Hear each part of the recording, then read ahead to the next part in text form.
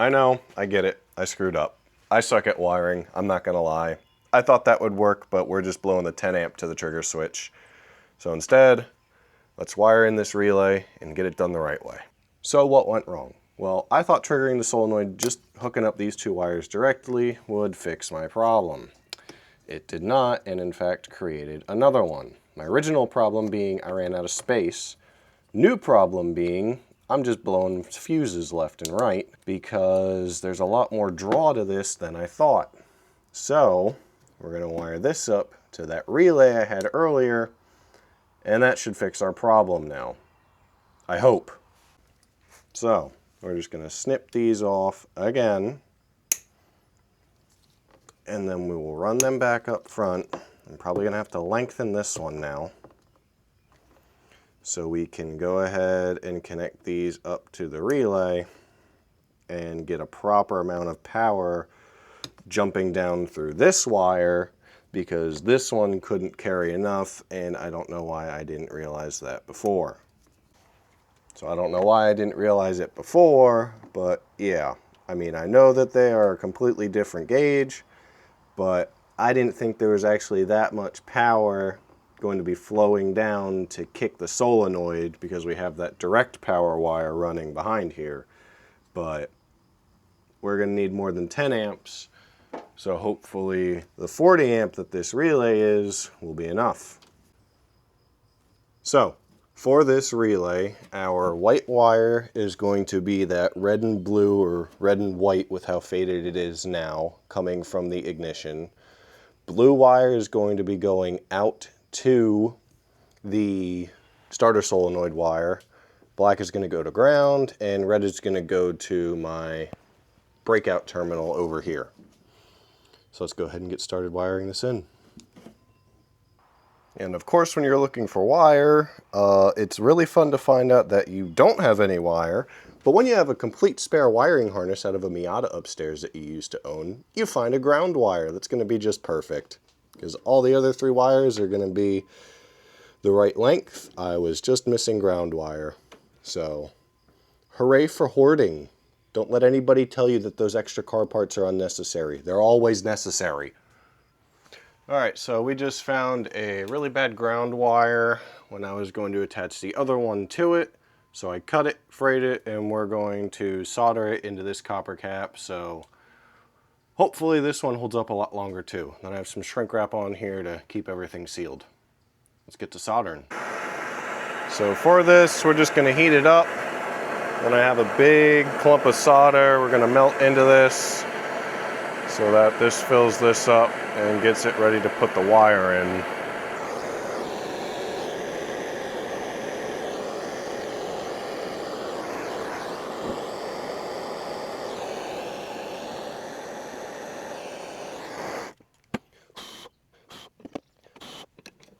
And there we have that. Now that's much better.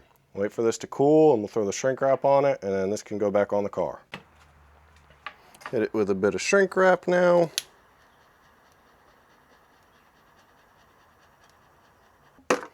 Alright, nice and sealed up. Good looking end. Alright, so all those ground wires came back to over here. Filter this one back up now.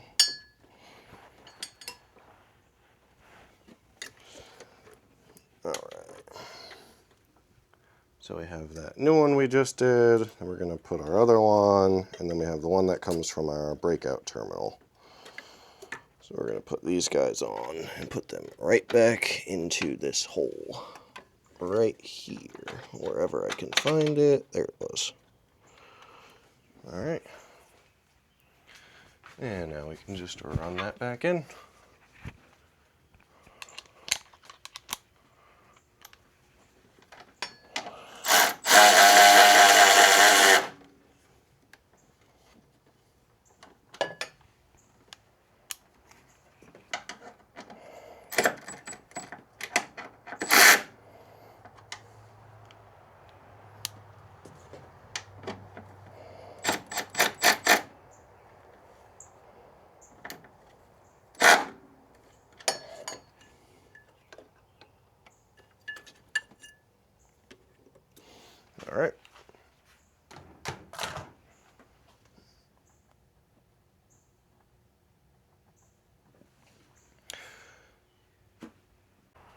Alright, found another bad ground because that is way too wobbly for my liking. So I'll come right back when I resolder that into this one. Good thing I decided to do that. It literally just pulled apart. It's not even soldered in there. Alright, another one fixed. Hopefully this is the last ground I have to fix on the car. Alright, so now we're all good down here with these 3 grounds that split everything up. We can go ahead and start connecting everything else back together. Now we continue with what we came here to do. Go ahead and wire up this ground, which I will leave a little long so I can route it nicely. Our positive, our switch wire, and our carry through. Alright, sorry I missed it. We just put a crimp-on eyelet on here to throw this onto the positive side of one of the power distribution rails, so this can pull power.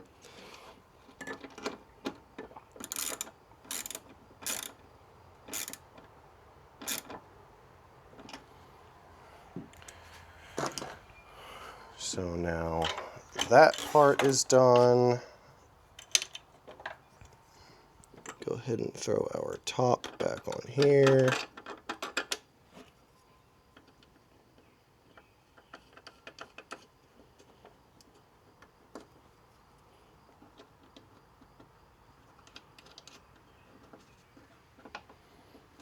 Our ground is hooked up, so we can throw this top one back on.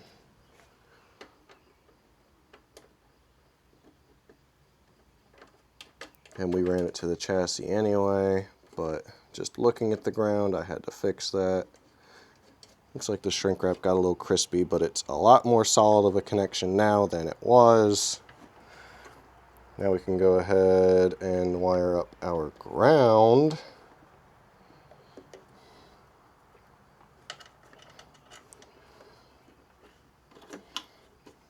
Let's see where we want to run this first. So I think back and under there looks good, and we can give it a little extra. Honestly, I might just give it the whole thing, then I have extra in case I need it. Yeah, we'll just give it the whole thing. So we'll go ahead and stick these together. Oh, we'll get shrink wrap first. Nice piece of shrink wrap.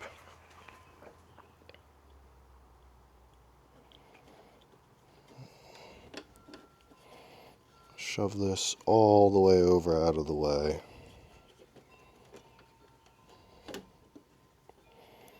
Then we'll solder these together.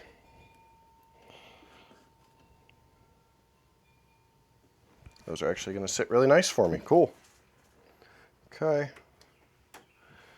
And I have one of these pine sil soldering irons. I love this thing so much. It heats up so fast, and I just use it on an external power bank. So you can see it's just going to heat up really quickly here. No, sorry. Wasn't even showing it to you. Yeah. So heats up really quickly, gets right up to temp, sits right where we want it to. So we'll just go ahead and put a little bit of flux on this, make everything stick nicely, grab the solder,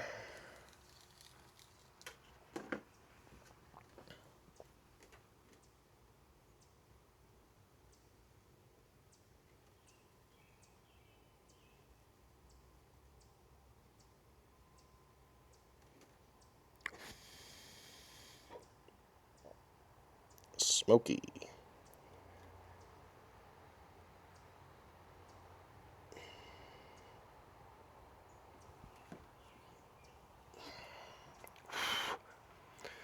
I'm going to turn a fan on real quick, actually. Well, knowing my luck now, this is just going to blow the sound out, so we'll see, but at least I won't be breathing this in anymore. He says the fan falls over in the background.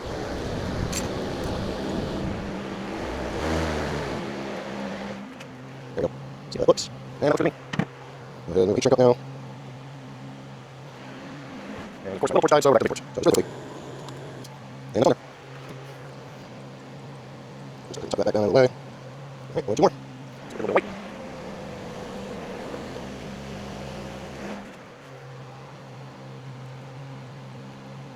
Shove this on here first.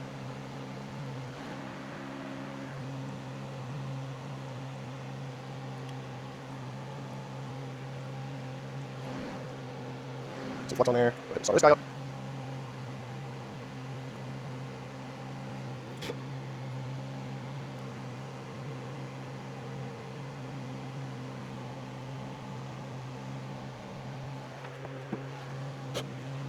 Alright.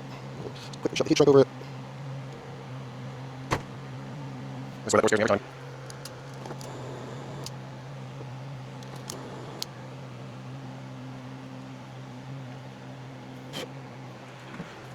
And then we've got one more to do, little one.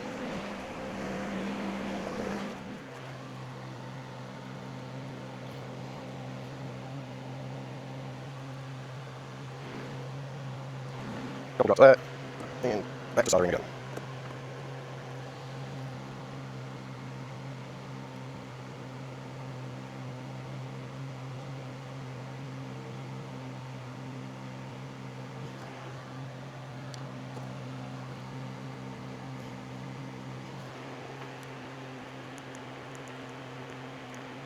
Alright, those are all soldered up. Let's make that one cool down a little bit more. See if we can work this heat shrink over top of it really quickly. There it is.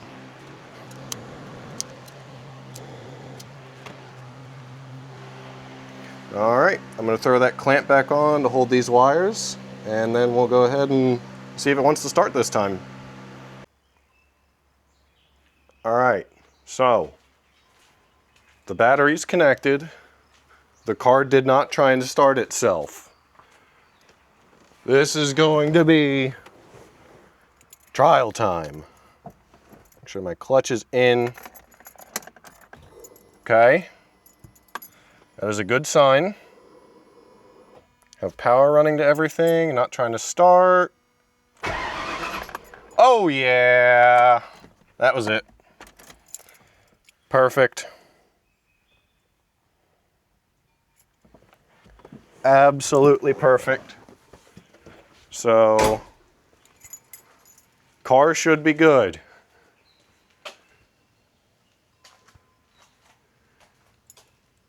Oh yeah. All right, we're gonna go ahead and drop this thing back down on the ground, put the wheel back on the left side, driver's side, and then we'll actually start it so you can hear it. And I can hear it again, finally. All right, ladies and gentlemen, it is time to finally start this thing properly. I'm gonna put my microphone at the back here so you can get a full-on exhaust clip. Here it is.